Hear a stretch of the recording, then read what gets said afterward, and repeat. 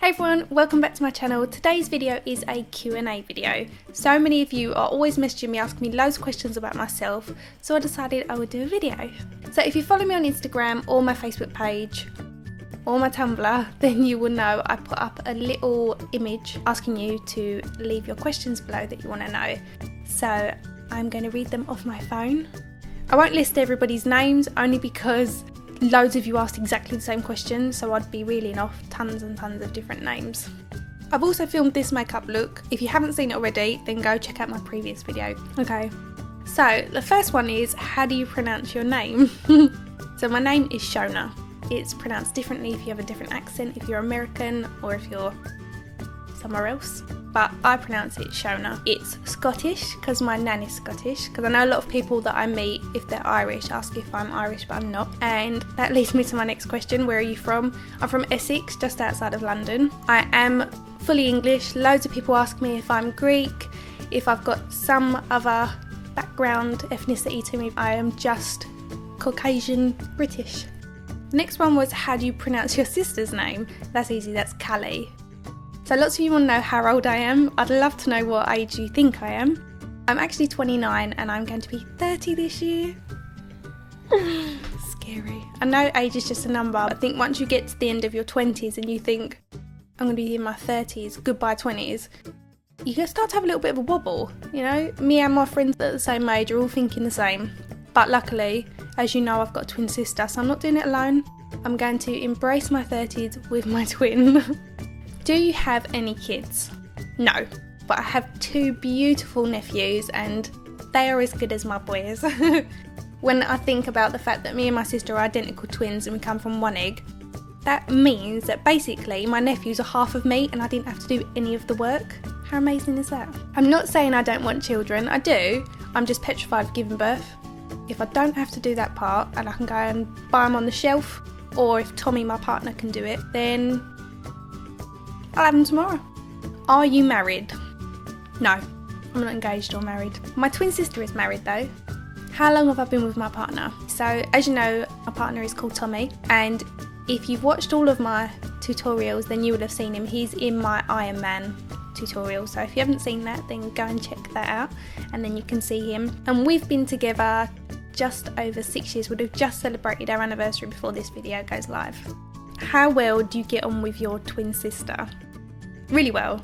It hasn't always been that way. I would say to her, I really love you, and she'd say, I really hate you. So she didn't like being a twin. So we didn't always get on. When we were teenagers, like early teenagers, first started wearing mascara and things like that, she's gonna kill me for saying this, she put nail varnish remover in my mascara so my eyelashes would fall out.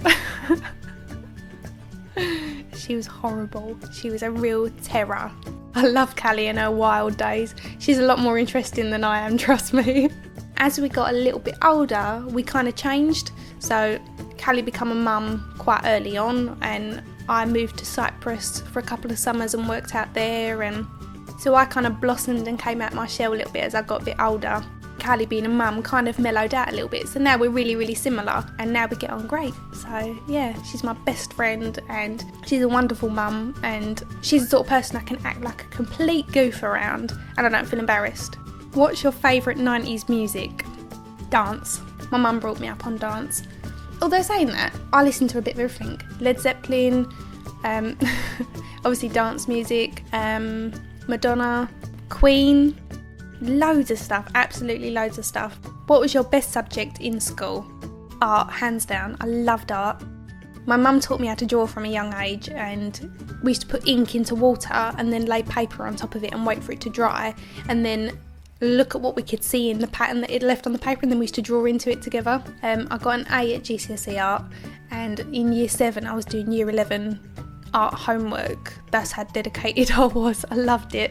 And then at college I went to do fine art at a sixth form, and I did it for about 2 weeks and then I left, and then I went and did art at another college. I didn't like that either, which was weird for me because I did love art, and then I went into makeup. What's your favourite music to listen to? Garage. I'm a massive garage girl. Love garage. If you're in the US you might not necessarily know what UK garage is about. Google it, it's good. Okay, so some of this one's going to be a little bit more interesting for you guys that want to be makeup artists, because a lot of these ones are makeup questions. Where did you study makeup? So I went to the Thurrock Tech, which is now called South Essex College. They've got one in Southend, they've got one in Thurrock, one in Basildon. So I went to the one in Thurrock opposite Palmer's College, and I did a BTEC National Diploma in Media Makeup and Hair. So the hair side of it covered fantasy hair, catwalk, period hair. The course was a 2-year course. It covered all aspects of makeup, so TV and film, body painting, period hair and makeup, special effects. You had to do an art class with it. It covered life casting. We also had to put a performance on. When we were first years, we was used as models for the second years, and then vice versa. It covers a massive wide range of different things, and the lady that taught me is called Tara Thomas, and she still teaches there now. And I've gone and guest tutored and taught some of the girls nails and makeup looks, and demoed some of my work that's been in magazines and things like that. So I've been a makeup artist now for about 11 years, and I went straight into makeup. I think there's probably only about 3 of us that are still doing makeup from my class. So you have to be really, really dedicated if you want to be a makeup artist. There's so many classes up and down the country, so many schools that are churning out makeup artists. When I did it back in the day, you had to have an art grade or a textile grade. If someone really genuinely wants to just learn it, then that's fine, but you won't be a professional makeup artist that does really well in the industry unless you stand out and you are good at what you do. There are so many good makeup artists already about, so in order to get a name for yourself, you have to do something that's different. I liked doing creative stuff, so I teamed up with Martin Higgs, who is a photographer, and you will know his work if you follow me, because lots of my stuff has been solely shot with Martin, just because he's a really good, fantastic photographer who I get on with brilliantly. Decided we would shoot some creative kind of makeup looks, and that's kind of what we got known for as a team together, was shooting things that were really way out there. I like to do things with bald caps, and I like to make prosthetics to put onto the face and all different things. I just like to do stuff that's different, and that's kind of where I stood out from the crowd, I suppose. So I've had work published on the front of Scratch magazine, which is a nail magazine which is really big in the industry. I've had work in Vogue Italia, OK magazine, loads. I can't think of any off the top of my head at the minute, but yeah, tons of different magazines. To do that, to begin with, you need to work with good photographers. So my advice is, when you leave college as a new makeup artist, would be to join a website called Model Mayhem, and that is where loads of people advertise for castings, and you can advertise your work for free, because at the beginning you can't expect to leave college and become a full-time working makeup artist, because it doesn't work like that. You need to build up experience, and you need to work with loads of different people in order to get your name out there, because a lot of jobs come from word of mouth. So on Model Mayhem, you have photographers that are willing to work for free, models that are willing to work for free, and then makeup artists, again, working for free. And you all collaborate together, and you're all giving your services to each other so that you can come up with great photos for your portfolio. Then you need to get yourself a website. And you don't have to pay someone to do it, you can just use websites that host for free, like Wix and, is it Moonfruit? Something like that.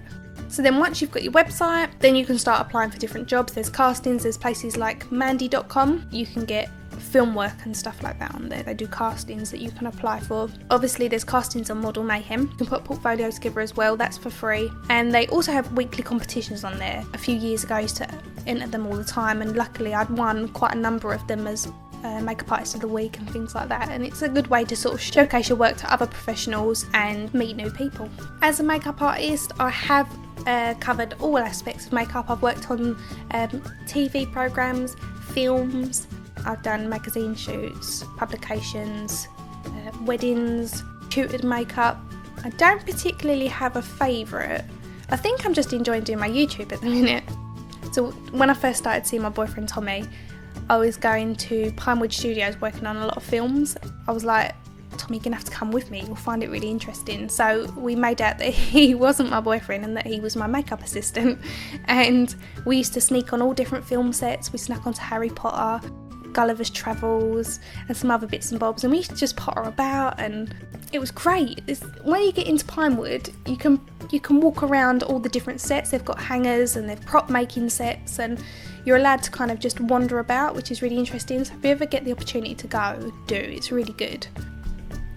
So if you are looking to become a makeup artist, then I would suggest getting yourself booked onto a course. I can't really recommend any other schools other than the one I've been to because I've not experienced them myself. I only did one course and never went on to learn anything else. As I said, it covers all aspects of makeup, even wig making, which is really interesting. And one of the girls that was on my course years ago, called Sally, she went on to do wig making, and she travels all over the place with different theatre shows, dressing the wigs and things like that, so that's really interesting. There's nothing that says you have to have done a course to be a makeup artist, but to get public liability insurance, which you need in order to be able to work on members of the public, you need a certificate to say that you've done makeup. There are a few loopholes because I do know of some other professional makeup artists that never went to a college and just was self-taught, and they've made it as professional makeup artists as well. So I think I've kind of covered the main questions that you might find interesting. I know lots of you have said that you're not getting my regular uploads, but I do upload weekly. I can't upload to a specific day at the moment just because I am a full-time working makeup artist, so I have to fit YouTube in as and when. If you go onto my YouTube page, I'm looking at my computer screen, go to my YouTube page, on the right hand side where it says subscribed, there's a little cog. If you click the cog, it will bring up send me updates, and it says occasionally, always, and then just show uploads in feed. So if you want to see when I upload or be notified, then you can click that. But if you don't click like on the video or you don't interact, then YouTube won't necessarily show you my uploads. It's kind of how the algorithms of YouTube and stuff work. I hope that's a little bit more information for you. So thank you for watching, and again, if you've got any questions, leave them in the comments section. If you missed the tutorial with this makeup, then you can go and check that out at the end of this. Don't forget you can follow me on Facebook, Twitter and Instagram, and if you haven't done already, please subscribe because I do appreciate it. I will see you next time. Mwah! Bye!